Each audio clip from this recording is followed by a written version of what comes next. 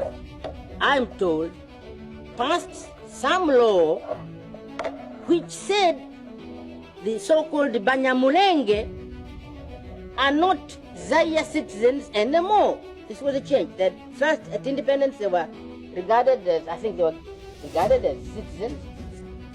And then later, a new law was passed which denationalized them.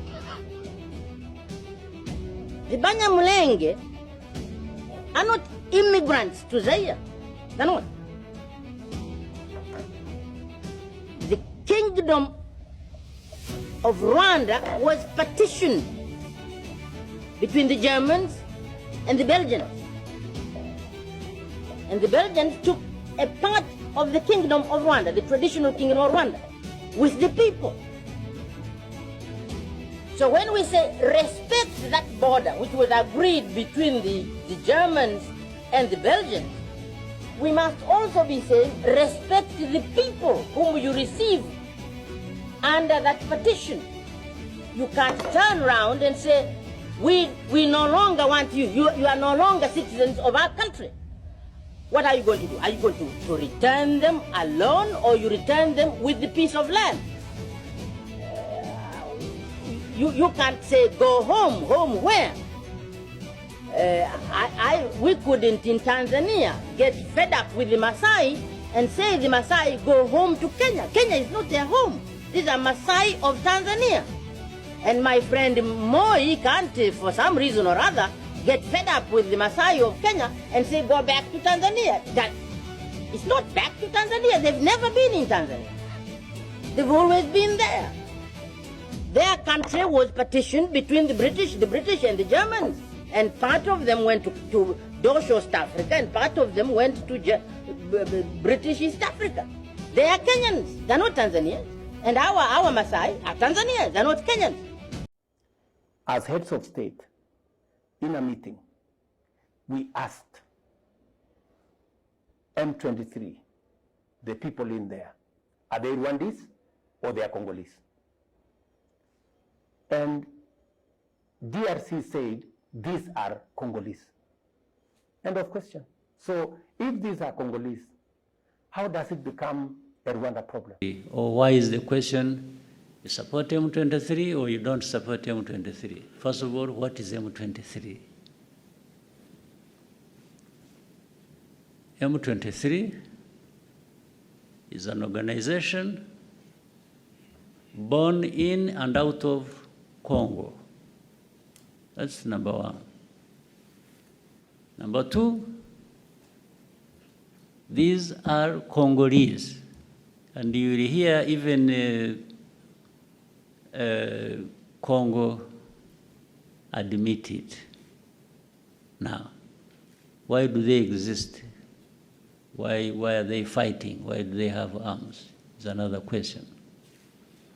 It is also a simple question.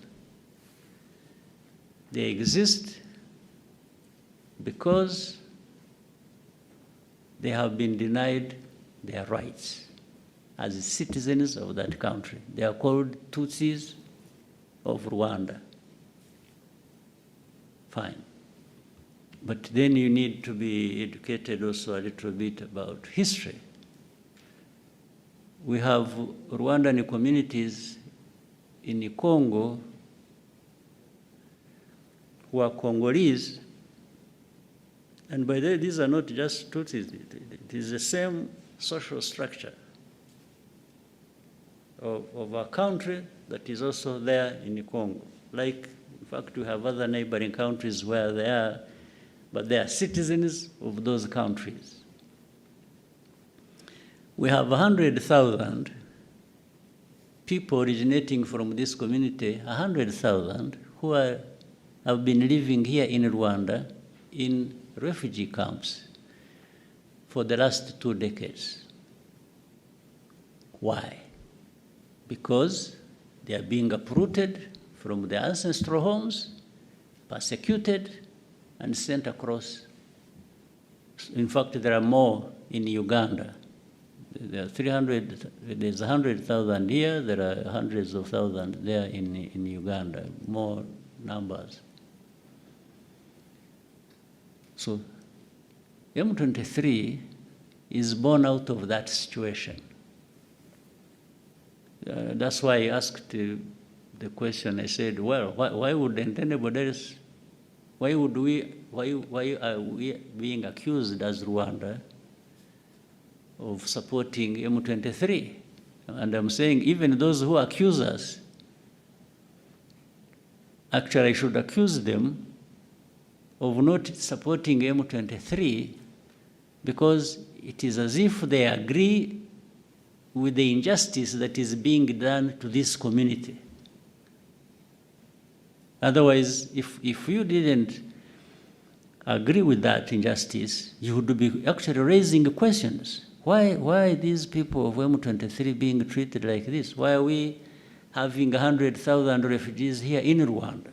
That's where you would start from. Not start from asking Rwanda, are you supporting M23 or not? Are you still denying it? Because you are asking the wrong question.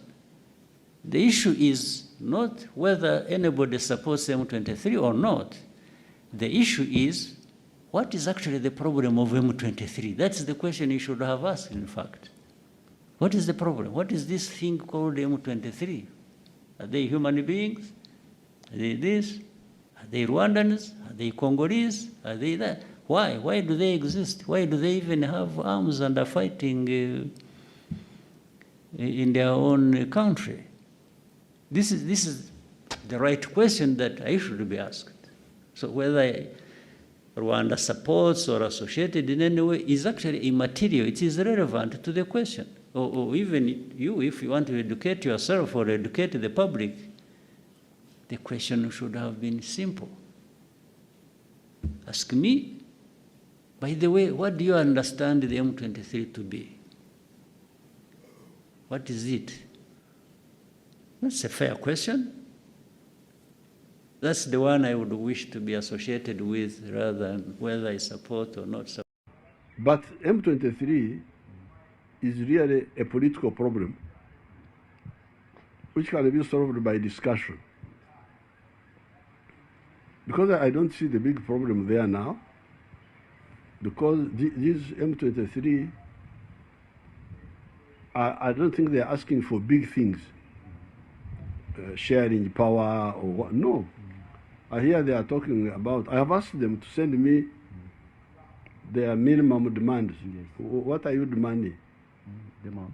To go back to their villages where they ran away from, to be integrated in the army. What is, how can this be a problem? So we are encouraging the Tshisekedi, please, these are simple, but you can agree with these people, and if they don't, if they did not want to discuss, then would treat them as a negative force and act against them. Why don't you give them a final solution, a proposal, agree? Then if they refuse, we know. But now you say they should come, then we shall discuss later. Why? Why do you want somebody to? Because it has happened before. You remember they had captured Goma, yes, some years ago. And I persuaded them to leave Goma, and they were attacked by this SADC force. They were attacked, their issues were not addressed.